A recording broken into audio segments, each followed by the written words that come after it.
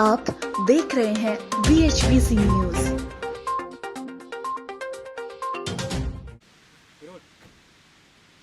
इस वक्त हम मौजूद हैं दिल्ली नोएडा के बॉर्डर पर, यानी कि दिल्ली से जब प्रवेश होता है उत्तर प्रदेश में तो ये द्वार पड़ता है और इसके बाद उत्तर प्रदेश की तरफ जो है राह खुलती है, सड़क का रास्ता जाता है। लेकिन आज जब किसान आंदोलन चल रहा है तो भारत बंद की आवाज़ आप देख सकते हैं कि कितनी बुलंद है कि रोडें सुनसान हैं, रोड खाली पड़ी हैं। दिल्ली NCR का नज़ारा है।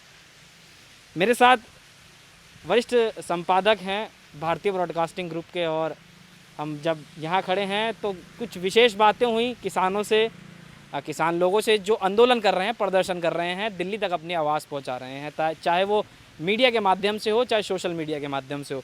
विपिन जी, अभी कुछ आपने बातें देखी कि किसान नाराज़ है अपनी सरकार के कानूनों से, वो कानूनों को वापस दिलवाने पे अड़ा हुआ है, उससे ज़्यादा और उससे कम कुछ नहीं। क्या लगता है सरकार कहीं ना कहीं अब सरकार को इनकी आवाज़ को सुनना चाहिए?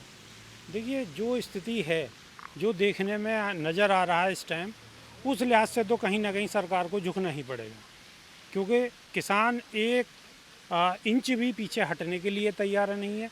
और जो सारे बॉर्डर हैं चारों तरफ से घिरे हुए हैं और सरकार को इस बारे में जल्दी ही कोई ना कोई निर्णय लेना पड़ेगा। अभी किसान यूनियन के यानी कि भानु के राष्ट्रीय अध्यक्ष भानु प्रताप सिंह ये बता रहे थे कि अगर हम ज़्यादा समय तक यहाँ डटे रहे, इन सड़कों पर डटे रहे, तो हमारी मांगें कुछ और भी हो सकती हैं। उन्होंने बताया कि 1 करोड़ रुपए तक की जो जमा राशि है वो सिर्फ लोगों पर रहनी चाहिए, उसके बाद का जो भी धन है वो सरकार के खाते में जमा होना चाहिए, चुनाव प्राइवेट पैसों से नहीं लड़ा जाना चाहिए। यानी कि अब बातें अलग अलग निकल के आ रही हैं। क्या ये आंदोलन जो है दूसरा रूप ले लेगा कहीं ना कहीं अब, क्योंकि काफ़ी दिन बीत चुके हैं? देखिए, कहीं ना कहीं जो किसानों की सबसे पहली जो मांग है, तो सबसे पहले तो सरकार उन मांगों को ही माने।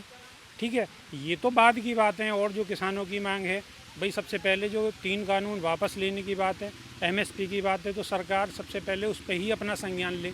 अभी तो वही नहीं हो पा रहा है, तो अभी इस बारे में कहना तो अभी बहुत जल्दबाजी होगा।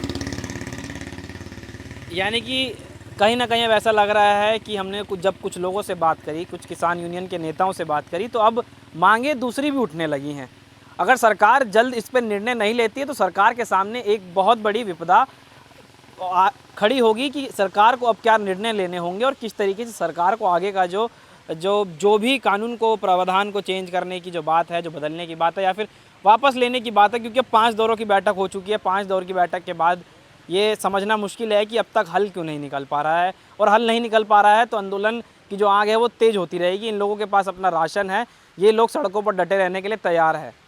अब सरकार को अगर ये लग रहा है कि लोगों को परेशानी नहीं हो रही तो लोगों को परेशानी होगी। ये सड़कें आप सुनसान जो देख सकते हैं, ये परेशानी की वजह है।